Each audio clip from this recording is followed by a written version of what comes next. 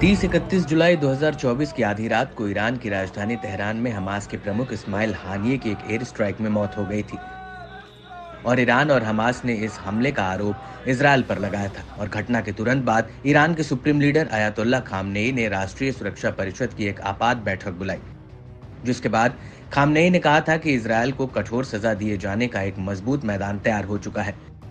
और अयातुल्ला के इस ऐलान के बाद मिडिल ईस्ट में इजरायल और ईरान के बीच सीधा युद्ध छिड़ने का खतरा पैदा हो गया है। दुनिया को जिस बात का डर सता रहा था अब वही हुआ है। जी हाँ, ईरान के सुप्रीम लीडर अयातुल्ला खामेनेई ने इजरायल पर सीधे हमले का आदेश जारी कर दिया है। खामेनेई ने ईरानी सेना को कह दिया है कि वो सभी फ्रंट के साथ मिलकर इजरायल पर हमला एक साथ टूट पड़े। आपको बता दें कि अमेरिकी अखबार न्यूयॉर्क टाइम्स ने यह खबर 3 ईरानी सूत्रों के हवाले से छापी है।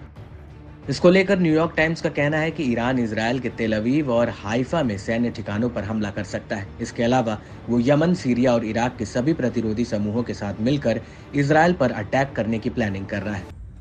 आपको यहाँ पर यह भी बता दें कि ईरान के सुप्रीम लीडर खामनेई ईरानी सेना के चीफ कमांडर हैं, जिन्होंने ईरानी रेवोल्यूशनरी गार्ड और सेना को रक्षात्मक आक्रामक हालातों के लिए तैयार रहने का आदेश दिया है, वो भी ऐसी स्थिति में जब इजरायल या अमेरिकी ईरान पर सीधा हमला करते हैं।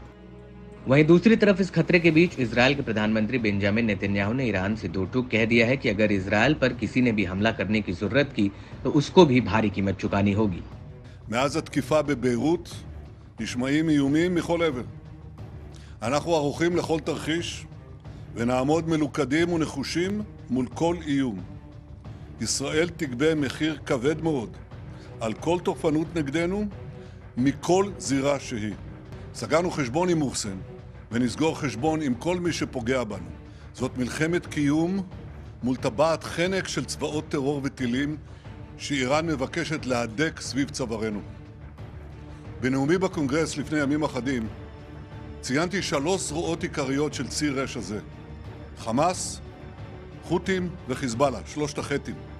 वहीं दूसरी तरफ ईरान के साथ सीधी जंग को देखते हुए इजरायली एयरफोर्स पूरी तरह से मुस्तैद हो गई है। इसको लेकर इजरायली एयरफोर्स के commanding officer major general Tomer Bar का बड़ा बयान सामने आया है। उन्होंने अपने बयान में कहा, इजरायल एयरफोर्स युद्ध के सभी क्षेत्रों में रक्षा और संचालन करती है। हम दर्जनों लड़ाकू जेट्स के साथ इजरायल को घेरते हैं। ड्रोन और मानव युक्त ड्रोन किसी भी परिदृश्य के लिए मिनटों के भीतर तैयार रहते हैं। किसी भी क्षेत्र में हम इजरायलियों को नुकसान पहुंचाने की योजना बनाने वाले किसी भी व्यक्ति के खिलाफ कार्रवाई करेंगे। ऐसा कोई भी स्थान नहीं है जो हमारे लिए हमला करने के लिए बहुत दूर हो।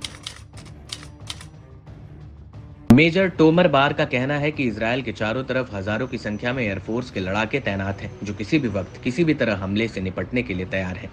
इनमें से सैकड़ों की संख्या में वो लड़ाके हैं जो ड्रोन चलाने में पारंगत हैं।